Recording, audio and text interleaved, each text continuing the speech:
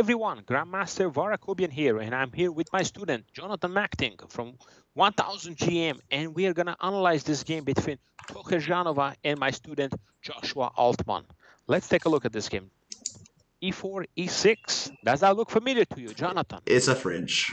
French defense. A, B, C, D. My opening specialty for over 30 years, Jonathan. Knight C3. Classical. This is called the classical variation. Knight F6 played by Altman. Bishop G5. When Bishop G5 is played, it's very tricky because the threat is to play E5 and, sort of put a question on you. So you have to decide what to do. DE, Knight to E4. Bishop E7, Knight BD7. Knight F3. Bishop E7 played. Knight takes F6. Knight takes F6.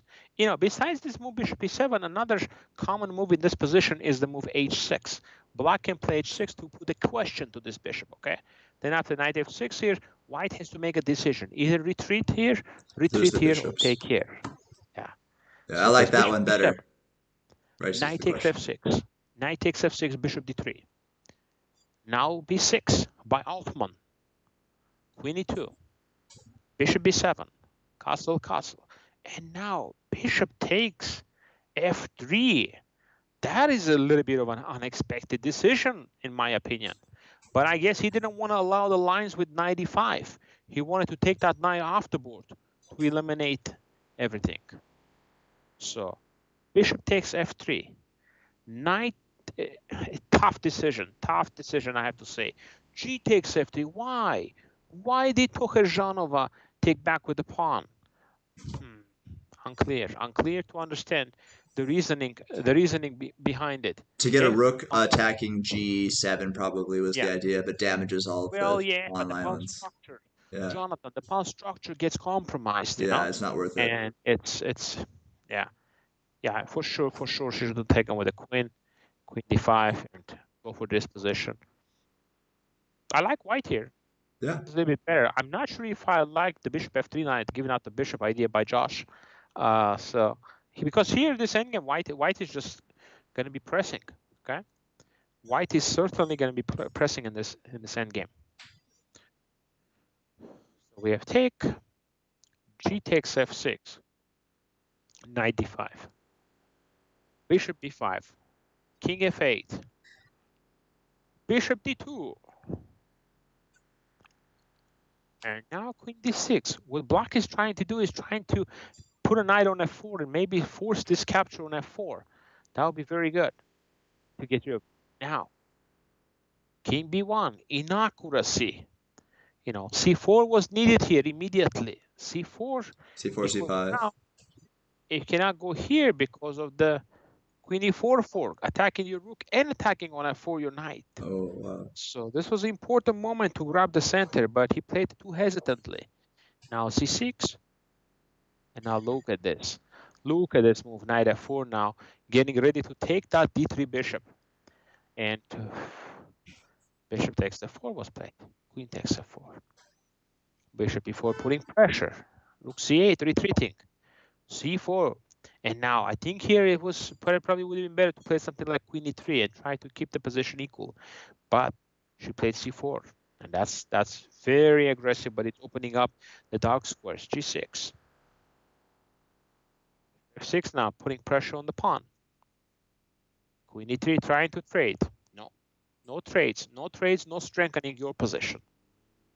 G7, and now rook is coming to D8. And now C5 opening up the position. D5 played. Oh, no. He should have maybe considered D5, take, pawn takes D4, but instead, this is a problem because rook takes pawn takes C5. Yeah, now the bishop is going to sit very strong on D4, and this is a very, very nice advantage for Black. Rook D7, rook A8, and look at this. Winning with this pawn. And again, not trading queens. Very smart, keeping the queens on the board. E8 now forces the B3. Yeah, Queen E2 is good, but even better would have been is just to try to get the rook into the game. Yeah, rooks belong on the 7-second. Absolutely. Rook is coming to D2, putting pressure, and now Queen E2 is coming up as well. And support it. Even if they play something, you'll still be able to get it there. That's great. Absolutely. Knight here. H4. Putting pressure on F2 and putting pressure on F4. And now, yeah. Takes F2. And now Josh converted this very nicely because he's got extra pawns. And look at this coming in. Wow. Loaded up. Yeah. So actually, I don't think they quite played like this, but this was one of the lines they just completely winning for black. So that's so strong. After B3, he actually played Queen E2. And if you're wondering why not Bishop G6, you know, it's just checkmate. Yeah, because otherwise, if takes, you have Queen G6. Yeah, trade the card and Rook D2. This is very nice. Now Rook is entering the second rank.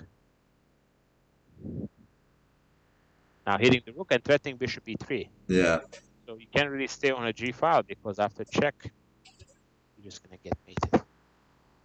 Yeah. So now you're gonna win a pawn in the middle of the board. Yeah. Now it's just gonna be over because it's very important to take with the G pawn because if you take with the E pawn, then he's gonna play Bishop D5, and then he's gonna have some counterplay on the F7 square. Yeah. That's why you want to keep that F7 square turned off. Yeah. Protected. C2. Isn't that called chomping on iron? When the bishop's it's just basically stopping opponent's pieces coming in. Yeah. And now you just bring the rooks in, and this is completely hopeless. And Joshua Altman went on to win convincingly against US Olympian, okay? And he was very pumped and excited because if you look at the rating difference, that's a big upset. 200-point upset with a black piece for Josh Altman. So excellent play for Josh, and I think Tokhirjonova had some good chances in the opening, but she just had to play very precisely. And again, taking back with the pawn, G takes F3 was not necessary, okay? If it's necessary, I don't mind doing it, but if it's not, it's no need to do it. So I hope you guys enjoyed this game, and we'll be back with more coverage for you. Talk to you soon.